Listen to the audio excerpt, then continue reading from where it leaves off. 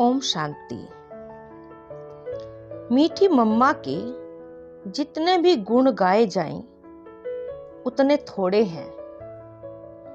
जितनी मम्मा ज्ञानी तो आत्मा, योगी तो आत्मा थी, उतनी ही शिव शक्ति मां थी। मम्मा त्याग की भी और सर्व गुणों की भी मूरत थी। बाबा कहते हैं निश्चय बुद्धि विजयंती। वो 1 सेकंड का प्रैक्टिकल सबूत मम्मा थी।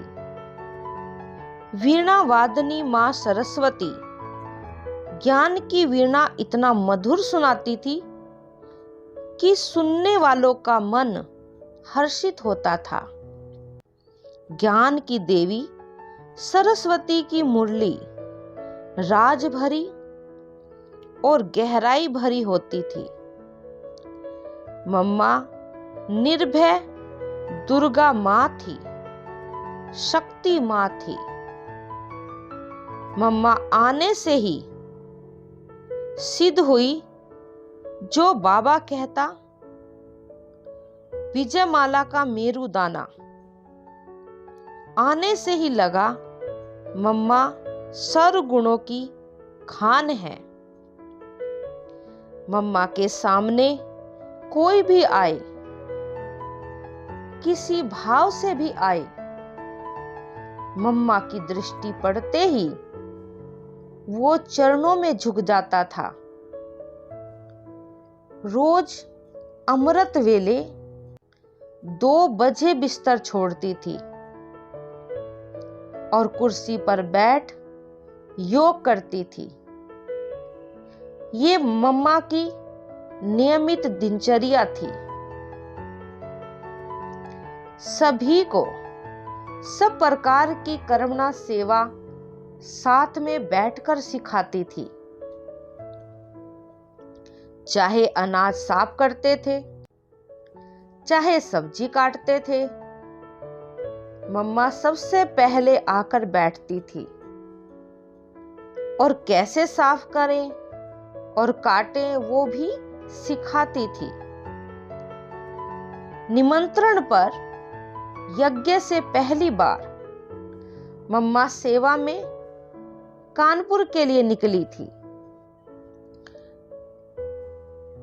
वैसे देखे तो मम्मा से भी बड़ी बहनें थी यज्ञ में, परंतु उन सब के साथ मम्मा सखी बनकर रहती थी और मां बनकर भी रहती थी। कहते हैं कि गुणों की माला 36 गुणों की होती है। उन सब 36 गुणों में मम्मा नंबर 1 थी। मां की याद दिलाते हैं मधुवन के अंगूर। बाबा के बगीचे में जो अंगूर का पौधा है, उसका पहला फल 23 जून 1965 को तैयार हो गया था। बाबा ने मम्मा को कहा, बच्चों को अंगूर खिलाओ। जून 24 सुबह मुरली क्लास के बाद 9 बजे का समय था।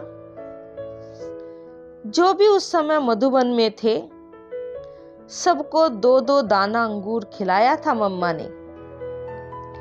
ये अंगूर यादगार है मम्मा का। एक सवाल तो सभी के दिल में आता है कि आखिर मम्मा कहाँ है? बाबा ने कहाँ छिपा कर रखा है? परंतु इस सवाल का जवाब तो बाबा ही जाने। बाबा आपकी गतमत आप ही जाने। इस बात को अभी तक बाबा ने गुप्त रखा है। कहीं तो है मम्मा। ओम शांति।